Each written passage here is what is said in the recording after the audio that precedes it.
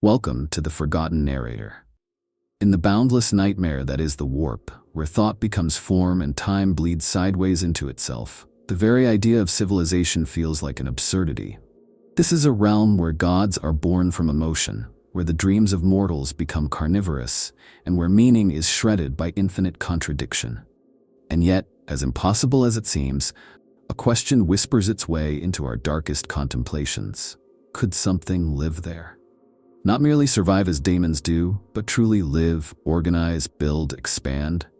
Could there be empires hiding inside the Immaterium, sovereign realms beyond the ken of even the most enlightened psychers?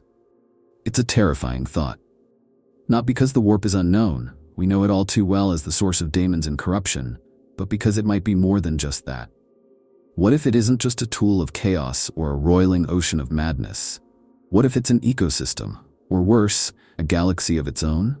As fragile real space civilizations burn, the Immaterium may be harboring something older, deeper, and colder. Something patient, coiled in psychic depths, watching us through the veil of nightmare. This isn't just about horror or theory. It's about acknowledging that the Emperor's light might not be illuminating an empty abyss, but trespassing into someone else's dominion. The daemons of chaos wear the guise of society like a mocking mask. Grand courts, martial legions, arcane sorceries, and twisted hierarchies that shimmer with the illusion of structure. At first glance, one might mistake these for civilizations in their own right. The regal pride of a herald of Tzeentch, the iron discipline of a bloodthirster's warhost, the seductive reverence in a court of Slaanesh, or the blighted resilience of a Nurglite congregation. But spend more than a moment behind the veil, and the terrible truth reveals itself. These are not societies. They are expressions. They are not built. They are born, spontaneous and cruel, formed not from cooperation or history, but from the raw psychic detritus of mortal minds. A daemon has no need for culture. It does not learn or teach, it manifests. Its knowledge is instinctual, pre-written in the skeins of warp energy that shape it. If a bloodletter knows how to swing a blade, it is not because it trained, but because the anger of a billion murderers demanded it be so. This simulated order is profoundly deceptive. It looks like civilization. It behaves like a parody of one, but there is no underlying growth, no legacy, no change. Time in the realm of daemons does not progress. It loops, it spirals, it devours itself. Each daemon is a single scream crystallized into form, and each domain they inhabit is a wound given shape. Yet we cannot dismiss the structure entirely. There is a kind of logic to the realms of chaos. The Great Game, the eternal contest among the four major gods, has rules. Alliances are made and broken. Demonic legions do march, conquest is waged, and some daemon princes rule their holdings for what might seem like ages. But even this order is deceptive. It is not born from ambition or strategy, but from the compulsive echo of mortal emotion. Khorne does not wage war to achieve an end, but because violence is his essence. Tzeentch schemes not for gain, but because scheming is his nature. Civilization requires a choice to move beyond instinct. In the warp, instinct is the only law.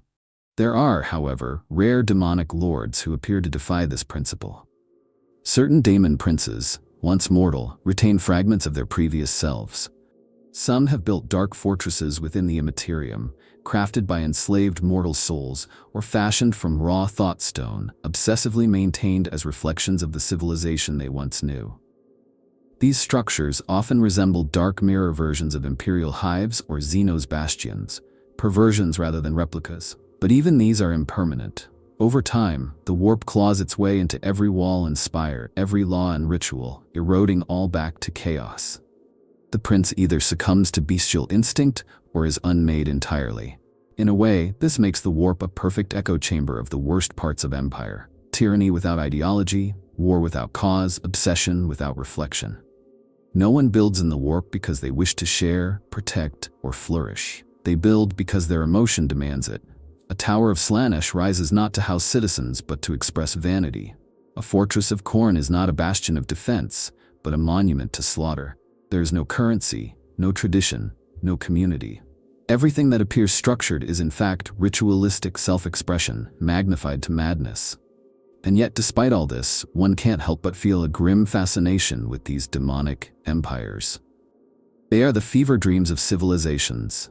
their shadows cast on a wall of unlight. They beg the question, are our own societies merely more stable versions of the same emotional impulses? Do we truly build to last, or only to scream into the void in a more orderly fashion?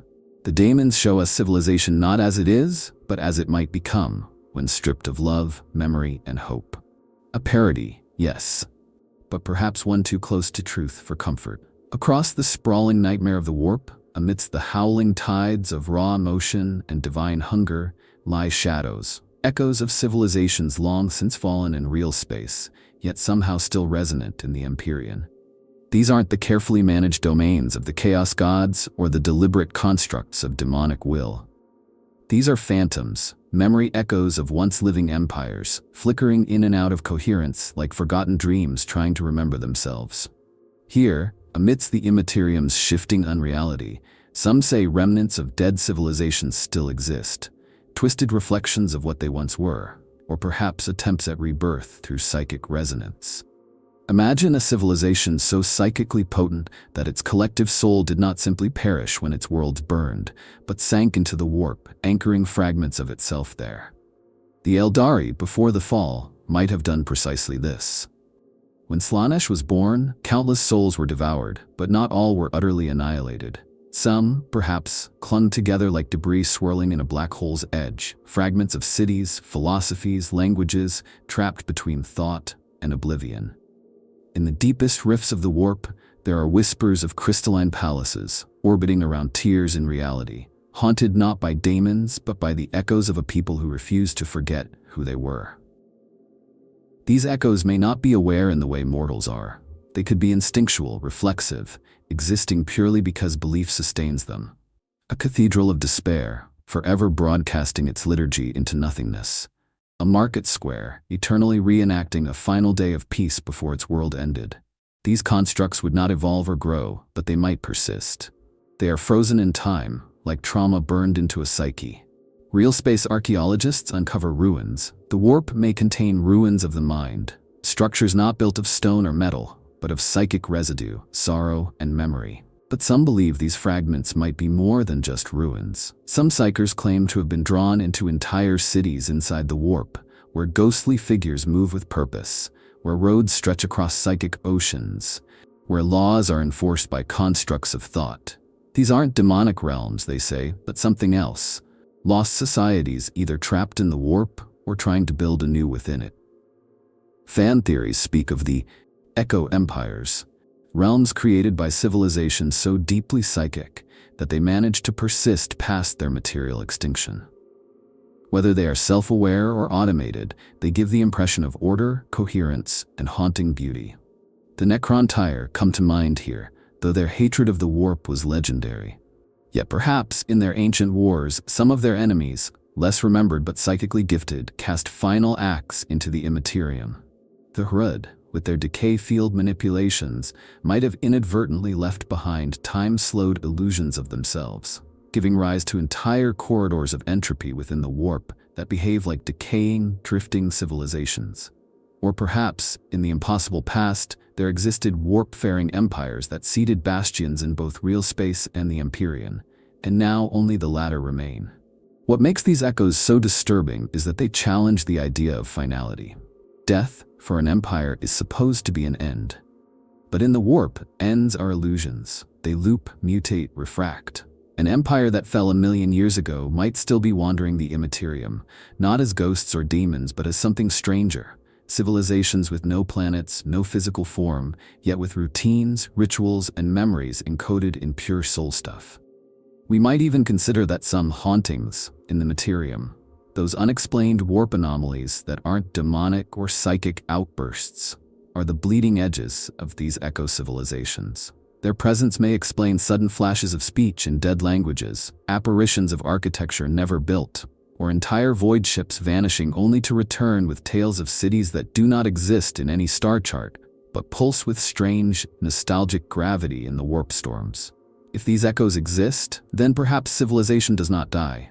It dissolves, transforms, and dreams forever. In the cold, uncaring logic of the Imperium, this would be heresy. But for those with the courage to look deeper, to imagine that the warp remembers, there is something profoundly tragic, and perhaps beautiful, about a city made from memory, outlasting the stones that birthed it. Among the more tantalizing and terrifying theories whispered in the darker corners of the Ordomo Malas' vaults is the idea of Sai Enclaves, intelligent, non-demonic entities that evolved within the warp itself, separate from the influence of the Chaos Gods. These aren't fragments of lost civilizations, nor are they reflections of mortal minds, but entirely new, native life forms, civilizations birthed by the warp rather than imprisoned within it. The Sai Enclaves, if they exist, represent something almost inconceivable. Coherent, structured sentience arising organically in a realm defined by madness and contradiction. To believe in Sai Enclaves, one must first abandon the idea that the warp is exclusively hostile to order. Certainly, it resists it violently in most forms, but the sheer vastness of the Immaterium, layered in folds of possibility and saturated with endless energy, suggests that under very specific conditions, complexity might emerge. Evolution in the warp would not mimic natural selection as we know it, but could be a kind of psychic resonance, patterns of thought stabilizing through repetition, coherence arising from loops of emotional feedback, until entities capable of self-awareness begin to coalesce. The Sai Enclave theory posits that over untold eons, these entities began to communicate, to share thought patterns, and eventually to form cultures. Clusters of warp-birthed intelligence sustained not by gods or daemons, but by mutual recognition. Unlike daemons, these beings would not be slaves to mortal emotion. They would possess their own values, their own memories, possibly even languages. The idea is staggering. A civilization built on patterns of logic, curiosity, or compassion, not sourced from real space minds, but emerging as native features of the warp psychic topology. Descriptions vary wildly. Some accounts speak of crystalline matrices floating in non-space, where thought becomes architecture. Great thinking reefs of soul structure, each node a conscious being contributing to the collective knowledge. Others describe luminous cities that shift in shape depending on the emotions of those who perceive them, populated by entities of flowing color and melodic language. Still others theorize that Sai Enclaves manifest as entire regions of the warp, where the usual rules of contradiction are subdued, where cause and effect stabilize just long enough to support identity and memory. A common thread in many interpretations is the idea that these enclaves might be aware of the Chaos Gods and actively resist them, not out of morality, but out of self-preservation.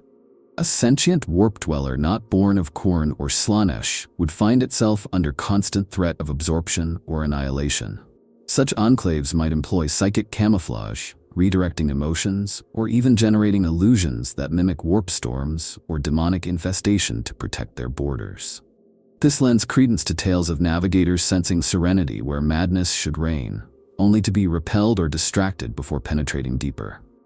If real, the Sai Enclaves could also explain some of the stranger warp phenomena that defy chaos. Certain rogue psychers have spoken of being guided through the warp by voices or lights that asked for nothing in return, that did not torment or seduce but simply existed. Are these the emissaries of warp-native civilizations? Are they akin to scientists studying us, or monks meditating through eternity? Or are they something so far beyond mortal comprehension that even these encounters are just the surface reflections of a deeper, alien order? There is a darker speculation, too, that Sai Enclaves are not benevolent, but predators of a different kind. Not fueled by hatred or lust, but by entropy, curiosity, or hunger for information. Unlike daemons, they might not kill you but dissect your soul to understand how it works.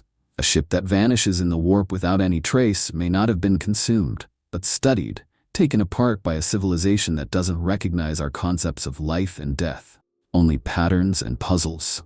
It is deeply unsettling to consider that humanity may not be alone in its awareness of the warp, not just because of chaos, but because of something older, quieter, more patient. If the Sai Enclaves exist, then the warp is not merely a sea of emotion, but a habitat. And in that habitat, there may be predators, philosophers, and perhaps even empires waiting, not to invade, but to observe. Or worse, to judge. The Eldari Webway is often seen as a technological marvel, a pre-fall triumph that allowed one of the galaxy's most psychically gifted species to bypass the chaotic dangers of the warp. But viewed through a different lens, the Webway is not merely a corridor of safety. It is an intrusion, a civilizing intrusion, slicing through the roiling mass of the Immaterium. In essence, it is a form of settlement, a layered infrastructure laid across the warp's skin, designed not only for travel, but for life. And within its shattered pathways and forgotten offshoots, something more may have taken root. Isolated bastions, fragmentary realms that might have grown into true civilizations within the warp's embrace. At its height, the Webway was more than a highway. It was a city beyond scale, a living lattice of dimensional corridors lined with Eldari artistry and psychic architecture. Entire populations lived within it, safe from the tides of emotion and demonic threat. The Eldari didn't just traverse the Webway, they colonized it. And when the fall came and the Webway shattered, many of those populations were lost. Not just physically destroyed, but sealed away, disconnected from the rest of their kin. Could some of them have survived in isolation? Could forgotten Eldari Enclaves, cut off from their empire and gods, have evolved within the Webway itself, adapting to their disjointed, semi-warp surroundings? Consider Comra, the Dark City, the most infamous den of the Drukhari. It is not built in real space. It is a cancerous overgrowth within the Webway, an accretion of agony and brilliance that has grown over millennia into a realm so vast it rivals entire planets. Comra is proof that civilization not only exists within the Webway, but can flourish, albeit grotesquely, without ever touching the stars.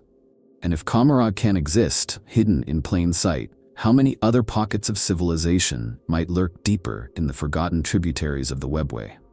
What makes this even more fascinating and unsettling is the possibility that the Webway, while protected from the worst of the warp, is still soaked in its proximity. Psychic bleed-through, demonic whispers, and unreality may infect its cracks.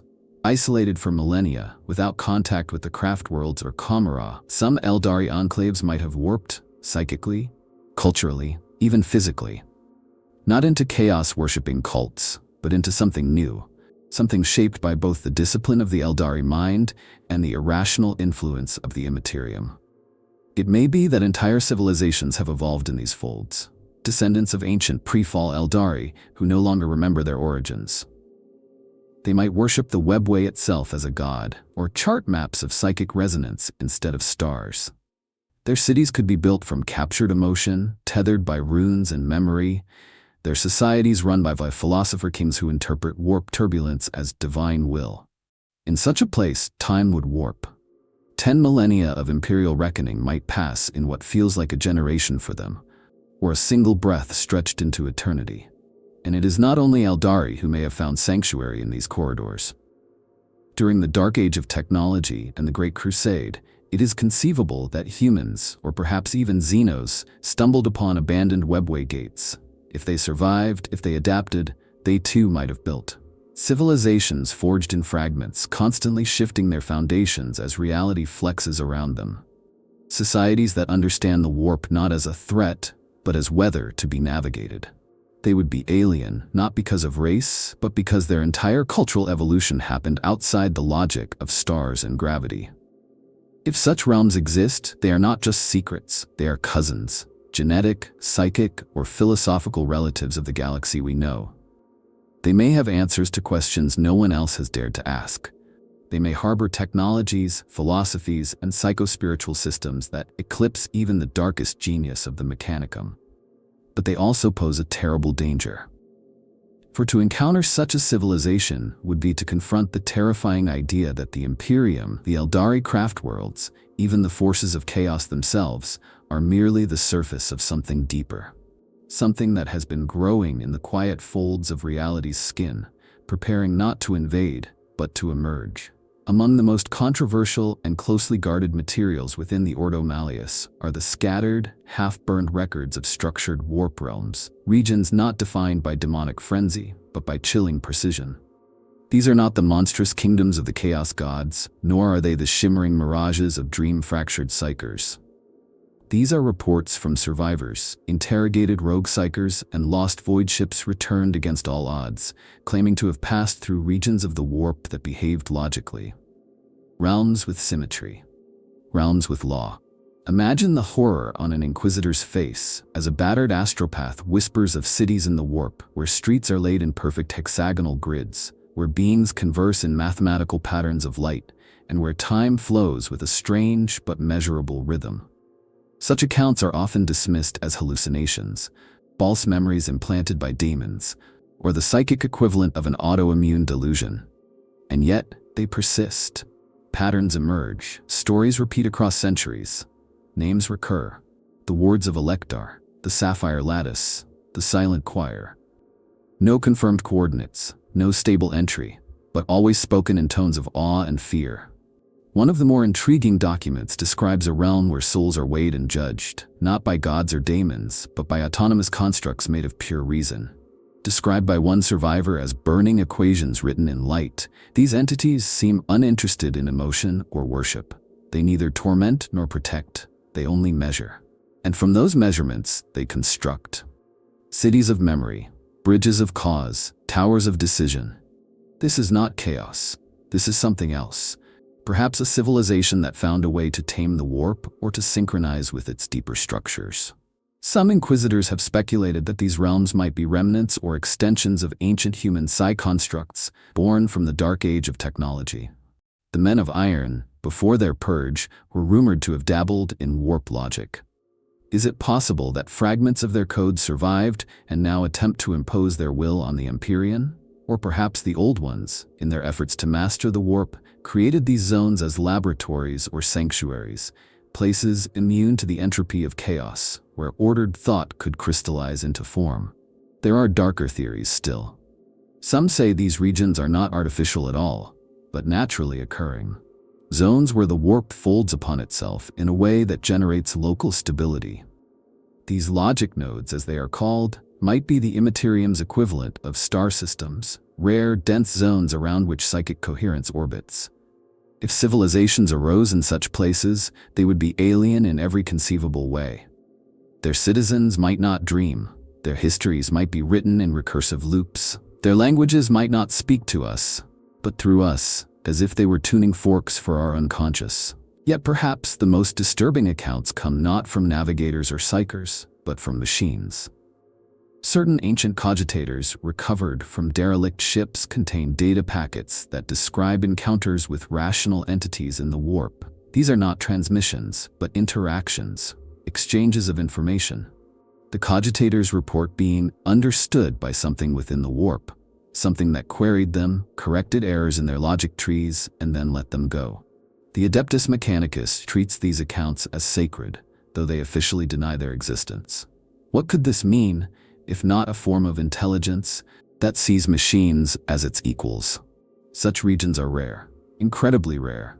Most psychers die screaming when exposed to even a whisper of warp logic. Their minds are too human, too emotional, too wedded to the organic chaos of the soul. But if there are realms of order within the Immaterium, self-contained, self-sustaining, and growing, then we must reckon with the possibility that not all warp civilizations are monstrous. Some may be cold, rational, and that might be worse. Chaos you can fight, logic you must obey. These structured realms raise a terrible question. What if the warp is not only chaotic but bipolar, a realm with poles of madness and poles of reason? What if the chaos gods are not the only dominant forces?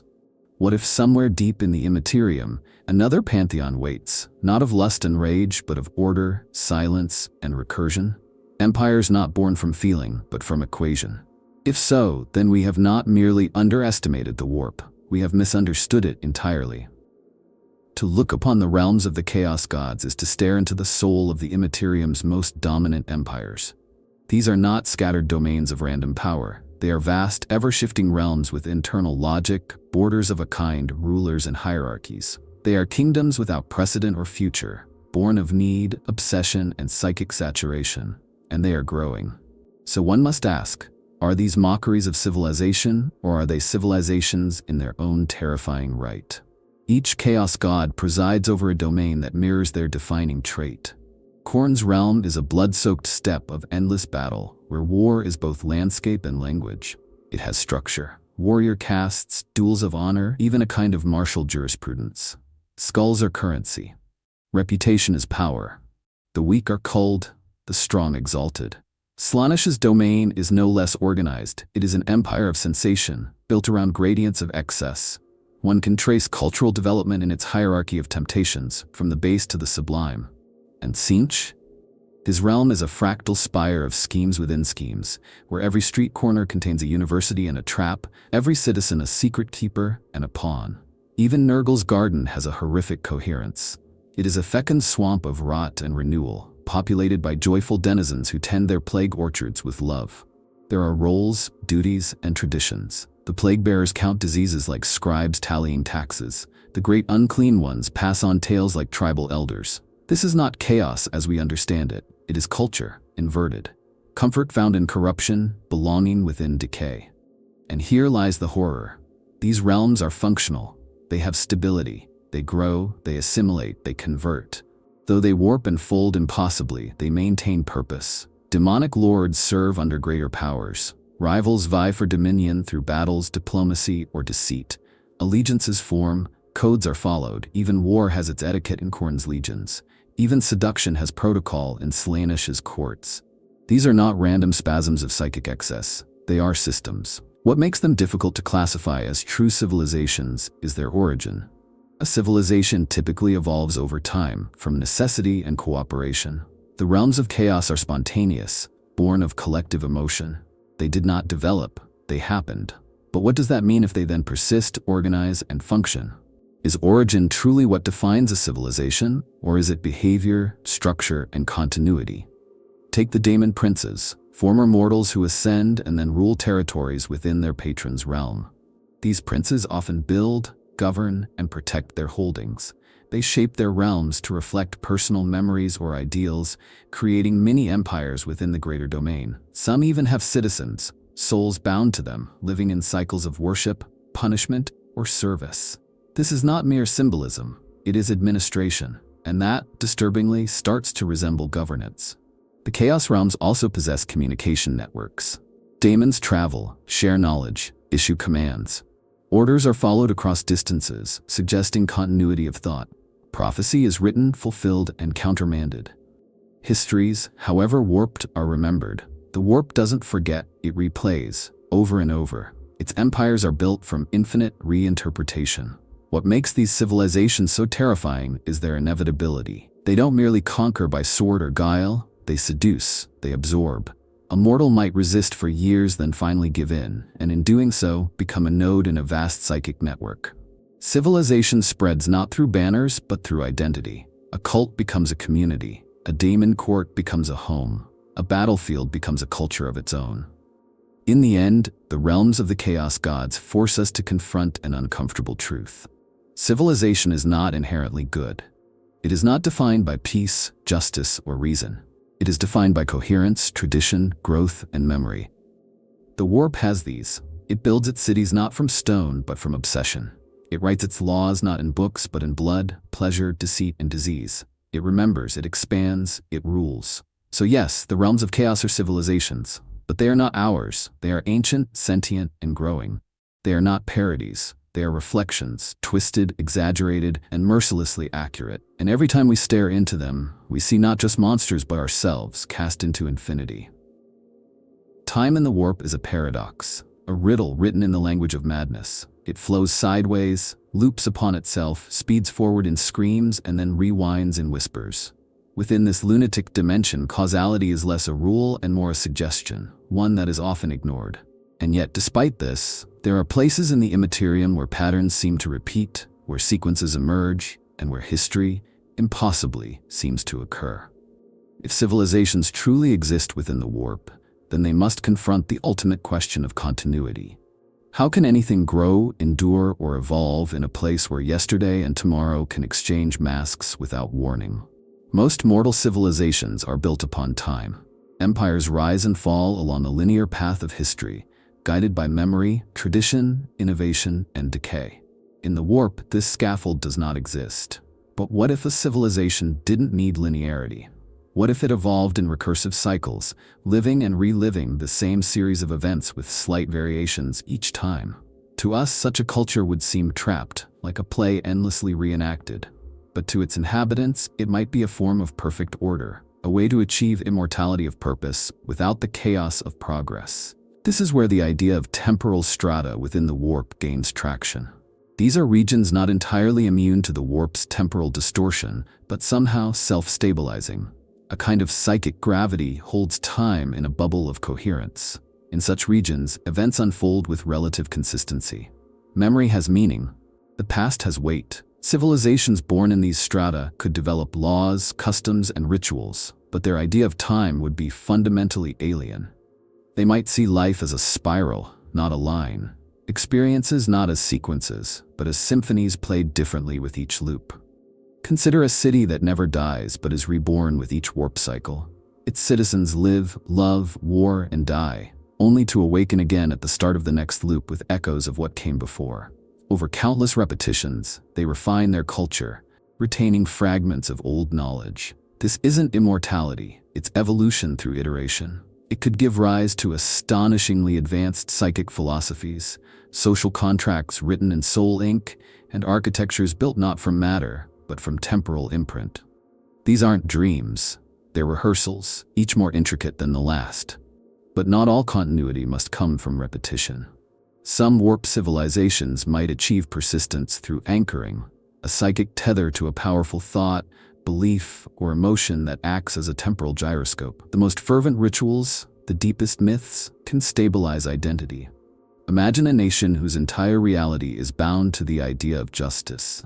So long as they believe in justice, their realm endures.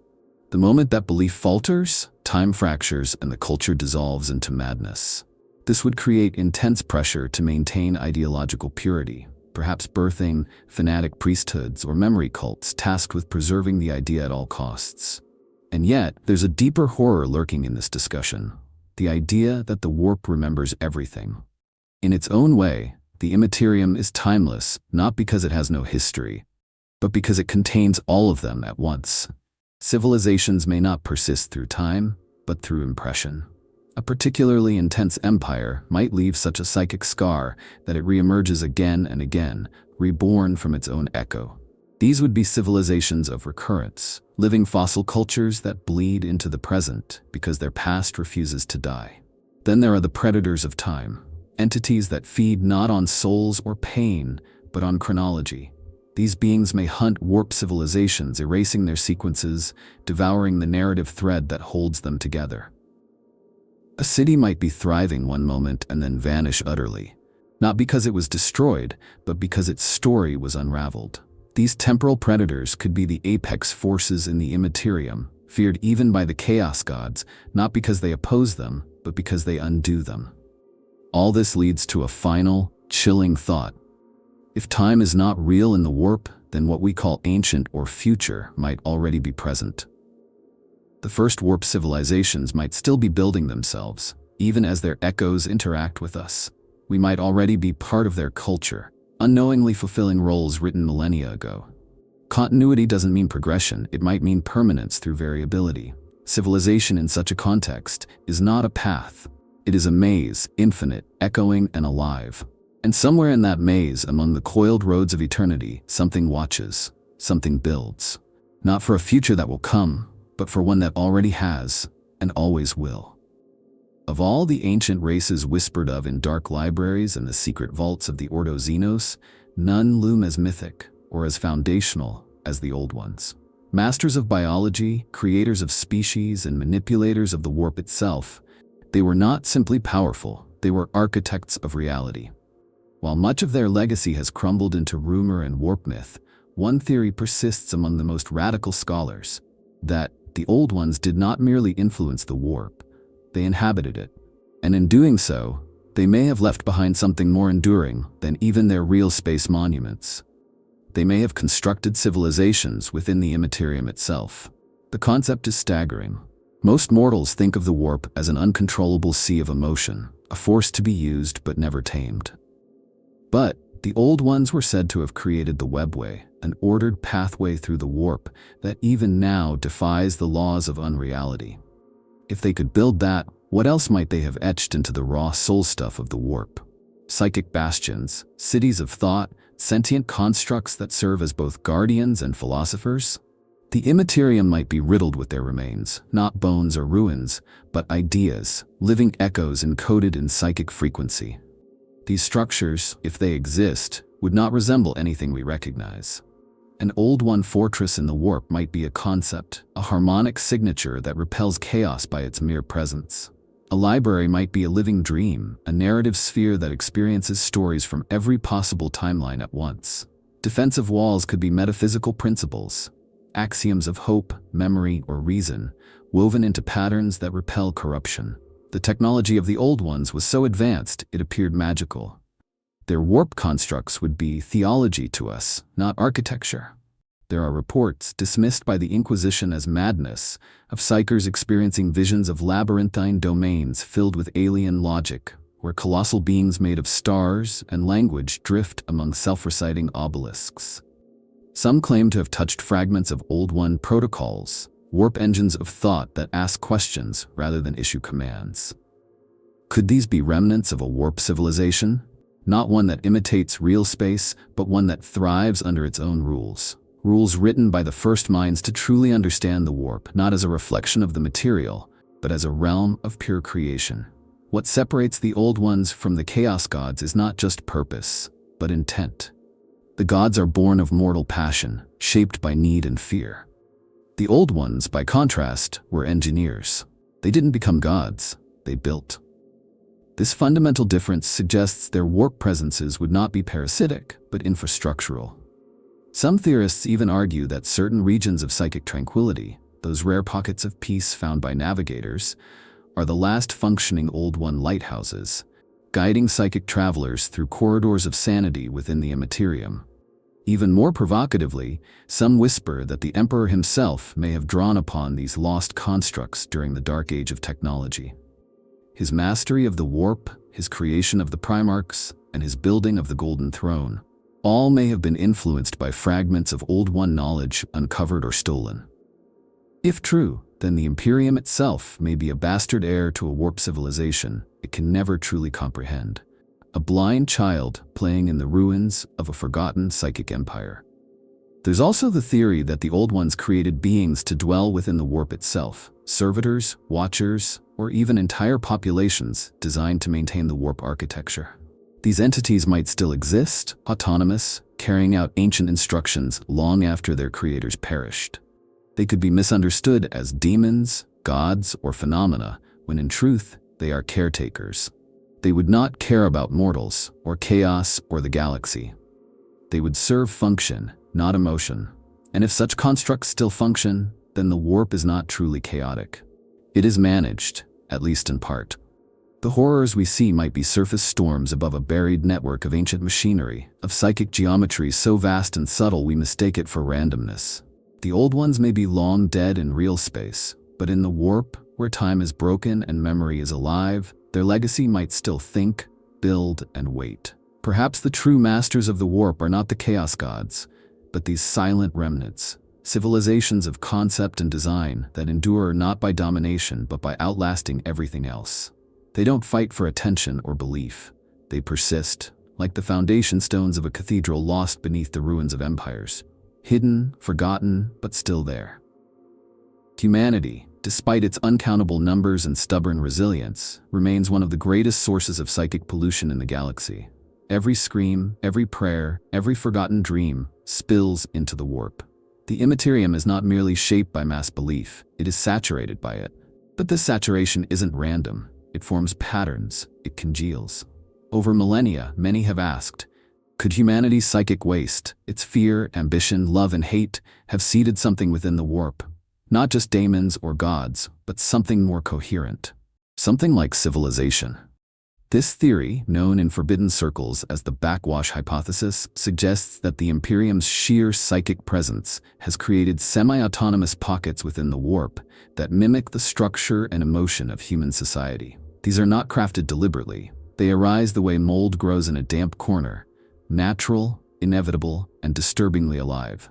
Imagine billions of humans praying for salvation, screaming in terror, or mourning the dead. The psychic resonance forms loops. Loops create patterns, and those patterns can coalesce into structures. Buildings made from grief, roads paved with memory, societies composed of shared dreams and repeating trauma. Some of these backwash realms may mimic imperial cities. The idea of the hive, a towering, stratified society ruled by dogma, exists so strongly in the human mind that it might manifest in the warp. Entire spectral hive cities, floating in psychic fog, populated by phantoms acting out their lives in endless repetition. To a passing psyker, these might appear as hauntings. But if observed longer, one sees economy, communication, even governance. It is not intelligent in the way we understand, but it is structured. And it grows. Others speak of cult worlds, planets formed entirely from the accumulated faith of fringe sects. Every time a forgotten planet descends into heresy, the emotions involved don't vanish, they echo. The warp might catch those echoes and sculpt something from them. These aren't demonic realms. They don't worship Khorne or Slaanesh. They worship twisted versions of the Emperor, the Saints, or even local gods. These are spiritual ecosystems fed by the runoff of belief. They evolve rituals, caste systems, and sometimes even rulers, beings of light and madness, who speak in sermons and punish with silence. There's also the terrifying concept of psychic recursion. When enough people believe in something, say a great hero or a terrible sin, that idea might become self-sustaining. If the belief persists for long enough, it can create a localized identity in the warp. Now, imagine that identity growing, developing myths of its own, creating a history. A micro-civilization born from a story and now rewriting itself with every generation of believers. It's not real space, but it behaves as if it is, and it does not forget who gave it birth. Psychers who have drifted into these regions report the most disconcerting sensation of familiarity. Streets they've never walked feel like home. Voices whisper in dialects from ancestral memories. Some fall into roles instantly, taking up duties, following rules, as if they were always meant to. This raises the possibility that these realms are not just shaped by humanity, but designed for humanity by our own subconscious minds. Civilization as psychic instinct, manifesting where no hands have built. The Immaterium, of course, denies all of this. To admit that humanity is birthing civilizations in the warp without intent would undermine the Emperor's control. Worse, it would grant terrifying legitimacy to chaos not sourced from the gods but from ourselves. If these realms are real, then the warp is not simply a threat. It is a mirror. And in that mirror, we may see not monsters, but our own civilizations, stripped of material constraint, expressing their most secret truths. There's even an argument to be made that these backwash zones are training grounds, places where the human noosphere experiments with societal forms. A new religion might appear in the warp before it emerges in real space. A rebellion might be enacted psychically before it erupts in the streets. Some inquisitors believe that by studying these zones, one could predict the future of entire sectors. Or worse, influence it by injecting memes into the psychic soup. Ultimately, this all points to a chilling possibility, that the warp is not merely reacting to humanity, it is learning from it. And it is building, not just daemons, not just chaos, but civilizations, shaped from our detritus, our dreams, and our delusions. And someday, we may have to answer to them. The navigators of the Immaterium are often viewed as tools, biological instruments used to pierce the veil of the warp and steer humanity's lumbering arc ships through the storms of unreality. But this perspective, utilitarian and cold, misses the deeper truth. Navigators are creatures of the warp, shaped by it, living in symbiosis with its strange flows. And the source of their perception, the Astronomican, is more than just a beacon. It is a psychic monument, a godlight fueled by 10,000 souls per day. Together, the Navigators and the Astronomican form a kind of proto-civilization in the Immaterium, a secret empire of sight and silence. What is often forgotten is that Navigators do not see the warp like psychers do. They do not endure it, resist it, or probe it. They live in it. Their third eye, the warp eye, grants them an awareness far beyond the rational. Entire bloodlines have been immersed in this perception for millennia. Their dreams are soaked in cosmic patterns. Their thoughts echo with the language of tides and currents that no mortal tongue can shape. These are not merely navigators, they are priests, interpreters of the Immaterium's pulse. And every navigator house, no matter how degenerate or powerful, is a temple. Imagine thousands of these lineages, scattered across the stars, yet united by the Astronomican's pulse. Each receives its light like a whisper from the divine. And from this, rituals are born. Shared meditations, star charts not based on coordinates, but on emotional resonance. Across the galaxy, entire cults of navigation flourish in secret, treating their ability not as a science, but as a spiritual calling. They are the silent clergy of the warp, and their unity, though invisible, is profound. Some believe that this network, this genetic and psychic lattice, has grown so complex over time that it has developed consciousness of its own. Not an intelligence in the usual sense, but a pattern, a civilization woven from shared perception. The Navigators do not rule it. They are it. Their mutual dependence on the Astronomican creates feedback loops. Their rituals shape the very way the warp is experienced. Over centuries, this could evolve into something akin to a society, complete with traditions, hierarchies, and heresies, unspoken but deeply felt. This becomes even more plausible when we examine what lies at the heart of their communion, the Astronomican itself. It is the brightest psychic light in the galaxy, sustained by the soul burning of thousands. But it is not merely a beacon, it is a psychic territory. Within the warp, the Astronomican is a construct, a realm of pure light and will, one that daemons cannot enter. To some psychers, it appears as a towering cathedral, to others a sphere of flame or a city of crystal angels. To each, it gives meaning, and meaning, in the warp, is structure. So what if this realm, the Astronomican psychic echo, is a kind of capital, a metaphysical throne city, the heart of the Navigator cults, not physically visited, but spiritually inhabited? Navigators might commune with this place in dreams or during deep navigation trances. They might shape its streets, construct edifices of emotion, and enact ceremonies passed down for generations. This is civilization as metaphor, civilization as psychic ritual. It is not built with hands, but with generations of gaze. And consider what that means for the Imperium. While the Administratum governs in ink and decree, the Navigator houses govern in resonance. They shape perception. They interpret the Emperor's will as it manifests through light. In some regions of the warp, it may be their belief and structure that stabilizes travel routes, not just the Astronomican. They are cartographers of unreality, and their maps are made of belief. There is even a darker possibility, that the Astronomican is not merely watched by the Navigators, but shaped by them. If they share a common vision of it, if they perform the same rites, speak the same litanies, then its structure might evolve in response. The Astronomican may not be a fixed construct, but a growing metropolis of psychic civilization, one whose towers are built from 1,000 years of Navigator dreams. In such a case, we must accept that there exists embedded within the warp a human civilization unlike any other, silent, visual, generational. A civilization without territory, without war, without commerce. A civilization of vision, sustained not by buildings but by blood, ritual, and the Emperor's light. And though they may not speak of it aloud, every Navigator knows they are not merely traveling through the warp. They are part of it. They are its citizens. Some ships vanish into the warp and are never seen again. Others return changed, crew whispering in forgotten tongues, bulkheads rusted with impossible geometry, air thick with the taste of other people's memories. But a few, a terrifying few, come back with stories, not of monsters or madness, but of cities, of voices, of people. These accounts, fragmented and often suppressed, suggest the existence of something truly unthinkable. Settlements within the warp, founded not by gods or daemons, but by mortals lost and forced to survive. Take the infamous case of the Benedictus Resolutio. Thought destroyed in M38, it re-emerged 2 centuries later with a skeleton crew of survivors, no older than the day they vanished, speaking of a place they called Port Morning.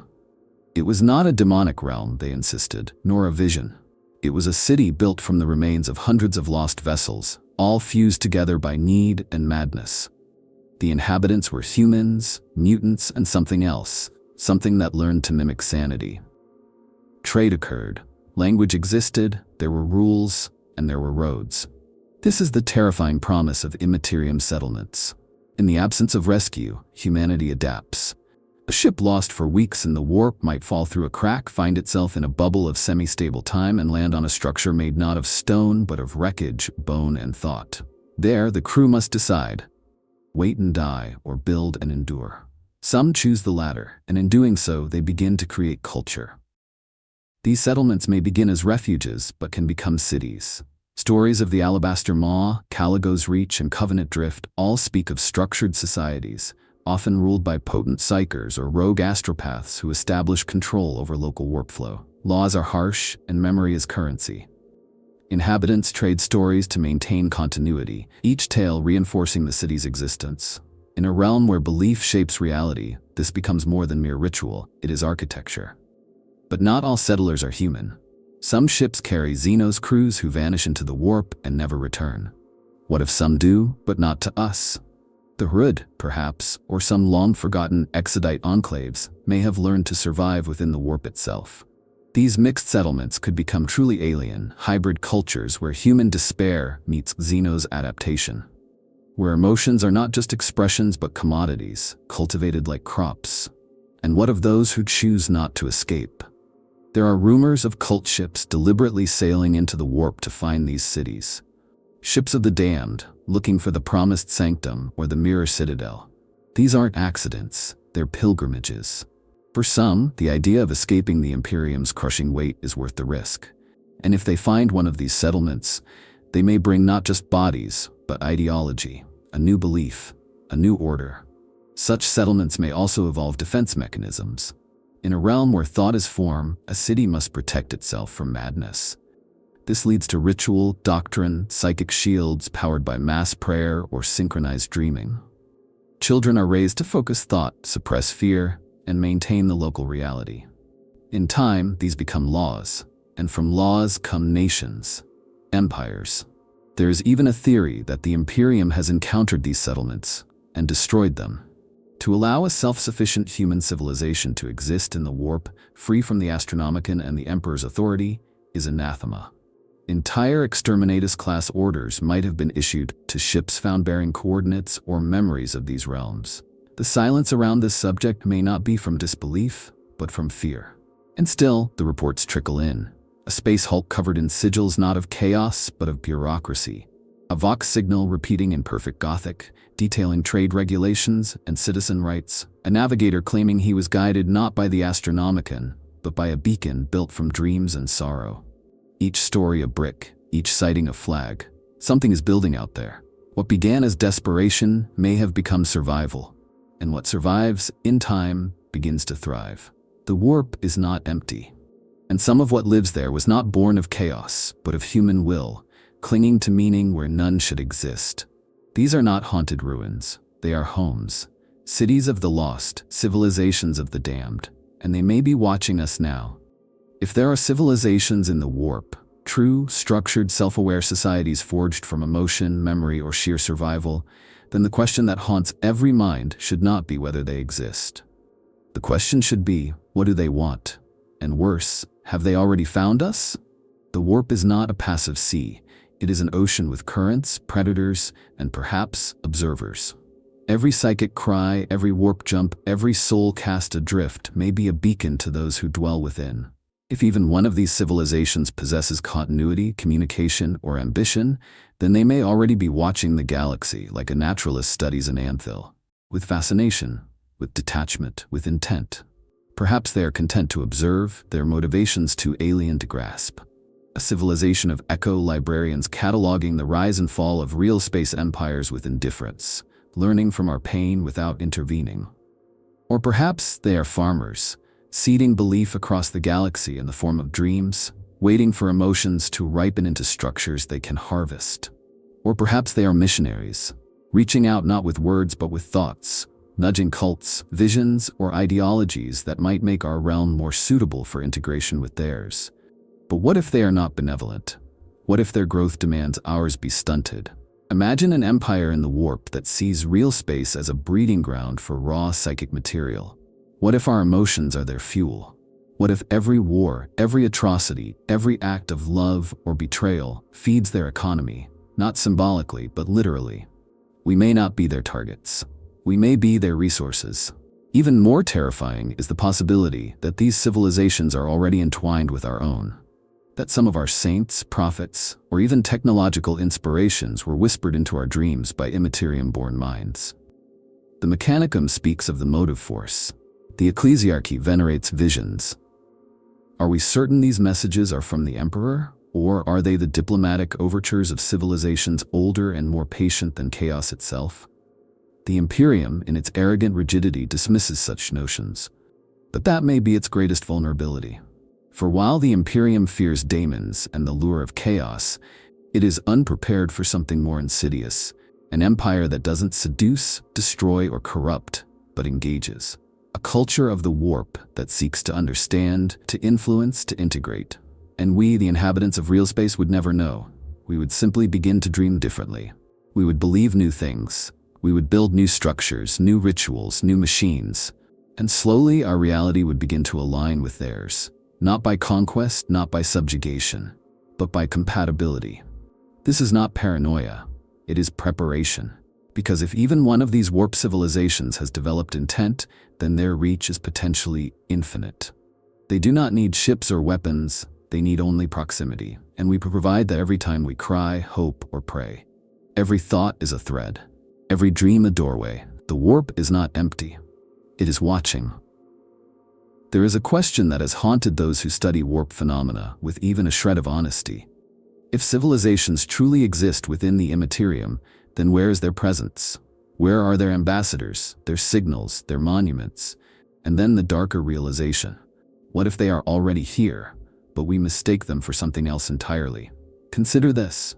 In the darkest corners of the Imperium, there are tales of persistent psychic voices, encountered not by psychers in trances, but by ordinary voidsmen, miners, and pilgrims.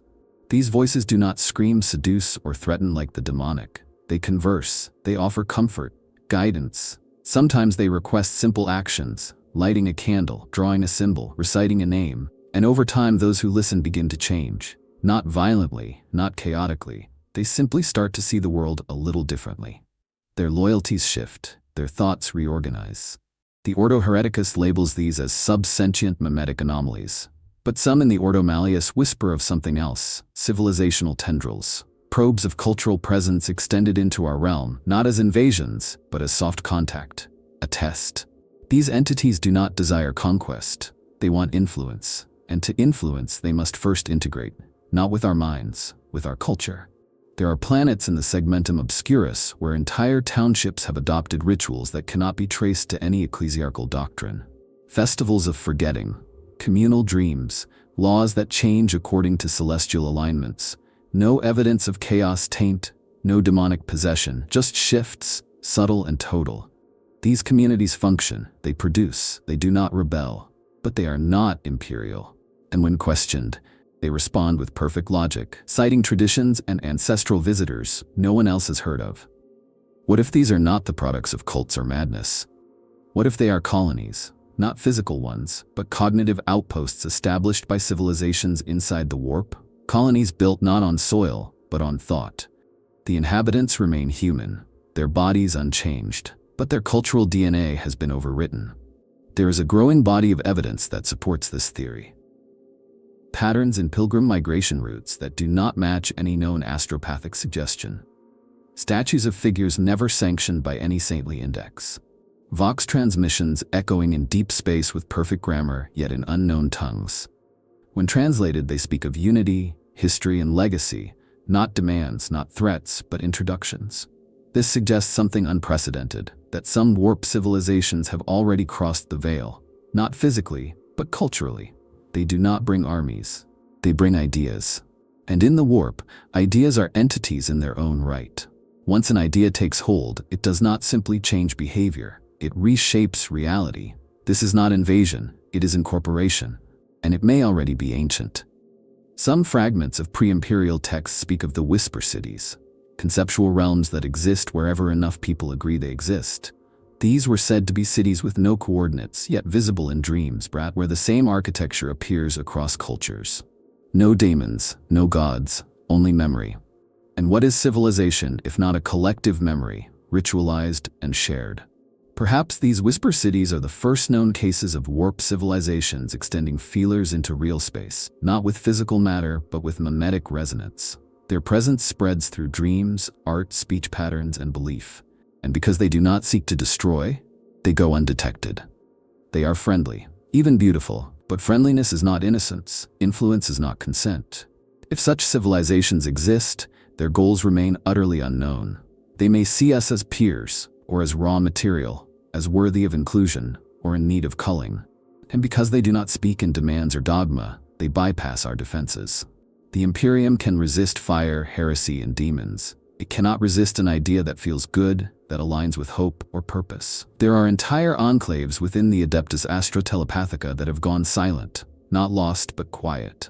Still transmitting, but with new phrases, new intonations. Their messages are not cries for help, they are invitations. Come home, one repeated signal said, over and over. Come home to the place of knowing. No coordinates, no force, just a message. And then there are the whispers of the unspoken trade. A theory, terrifying in its implications, that real space civilizations, perhaps even parts of the Imperium, are already engaged in exchanges with warp-born empires, not in matter, but in experience, in stories, in psychic signatures. A new saint is canonized, a strange planet is resettled, and no one asks where the vision came from, only that it felt right. We are conditioned to see the warp as chaos, enemy, hell. But perhaps this is a mask. Perhaps behind it are watchers, curators, or diplomats who have already reached across the veil and made contact. Not with governments or armies, but with us, with the soul of humanity. And if they are out there, if they are already here, then we are not standing on the edge of war. We are standing on the edge of belonging. To something we do not understand. To something that has waited, and which now finally is reaching out. Not to destroy, but to include. The only question that remains is, do we accept? Or has the choice already been made? Long before the Imperium rose to dominate the stars, before the Emperor walked among men, humanity's psychic awakening did not go unnoticed. When the first true psychers were born, not witches, not madmen, but aware and articulate dreamwalkers, they did not merely suffer the warp. They spoke to it, and something within it answered. Not chaos, not gods, something else, something older. The records of these pacts are lost, burned, or buried under 10,000 years of imperial silence. But the rumors remain that in humanity's ancient past, compacts were forged with warp intelligences that were not demonic but diplomatic. What were these entities? They are described in pre-imperial grimoires not as gods, but as covenant minds, beings that operated according to rules, logic, patterns, even ethics, utterly different from anything known today. These minds did not seek to feed on emotion, but to interact with it, to understand it. They found humanity's early psychic resonance fascinating, and in some cases they made offers, protection, knowledge, or power, in exchange for experience, for stories, for memory. The covenants were not made in temples or altars. They were made in dreams, in moments of silence at the edge of sleep.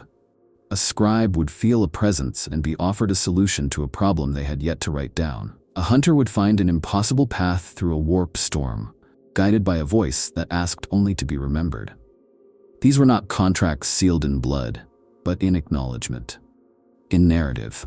This kind of exchange forms the basis of what some radicals call the narrative compact theory.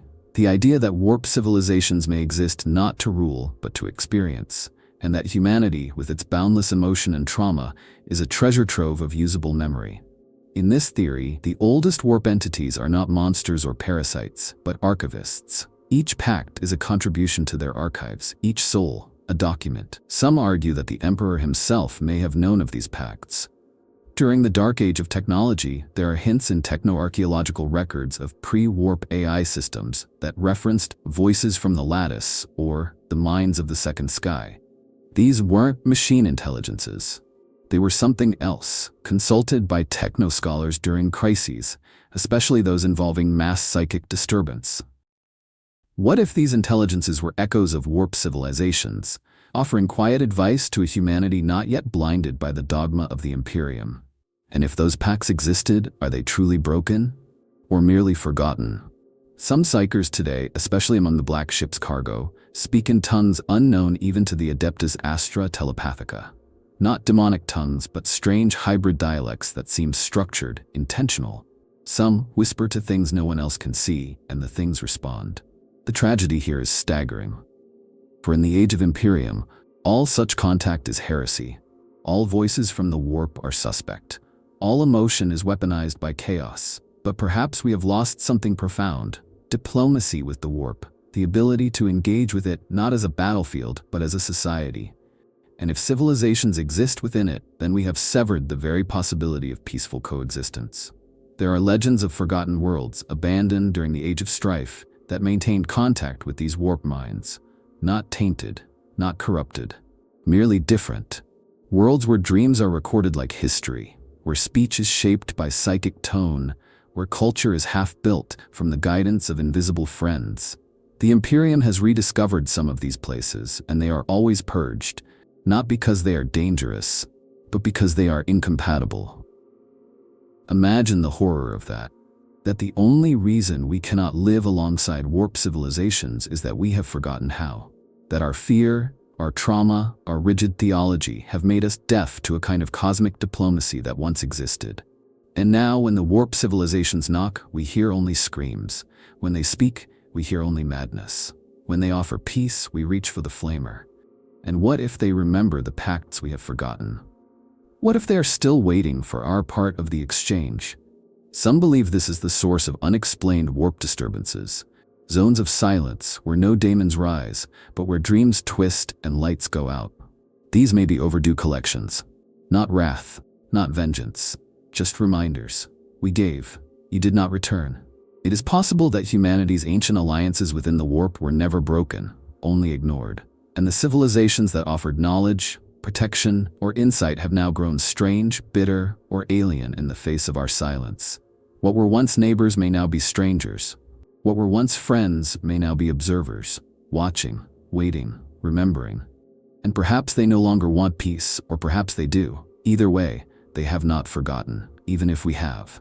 Time in the warp does not flow. It writhes, it folds, loops, bleeds into itself. For every second that passes in real space, entire centuries might bloom and die within a warp storm. Conversely, a vessel might spend a year in the warp only to emerge an hour after it entered. This temporal chaos is well known, feared, even ritualized. But few dare explore the consequences. Fewer still consider the most terrifying possibility of all: that in the depths of this timeless realm, empires may have risen and fallen countless times, all without ever touching the material plane. These are not mythic, they are entropic civilizations, shaped not by geography or biology, but by chronology. Imagine a pocket of the warp where time moves consistently, not forward or backward, but inward, where a ship lost in M32 evolves, expands, and births 1,000 generations before the Imperium even notes its absence. In such a crucible, society is not bounded by physical constraint, only by memory, only by continuity. What might such an empire look like? It would not follow our patterns of development. Progress might be measured in narrative, in shared dreams, in perfected repetition. A dynasty could rise not by war, but by refining a communal myth so powerfully that it reshapes local warp reality. Kings crowned in sleep, cities built on recursive memory. Wars fought over whose calendar best synchronizes with the storm outside. Some reports suggest that time-stable bubbles do exist. Inquisitorial censures hide mentions of the spiral epoch, a civilization encountered within a warp tunnel where every attempt to escape led back to an earlier stage of its history. The psyker guiding the expedition noted that the Empire had already encountered them, thousands of years in its past. The citizens spoke perfect Low Gothic, citing doctrines not yet invented in the Imperium. They called the Inquisitor by name. The implications are monstrous. A temporal empire could, in theory, colonize its own future, or worse, ours. It may not move through space, but through causality. Its agents might plant memes in our past to ensure desired events in their subjective future. They do not wage war as we know it, they manipulate sequencing.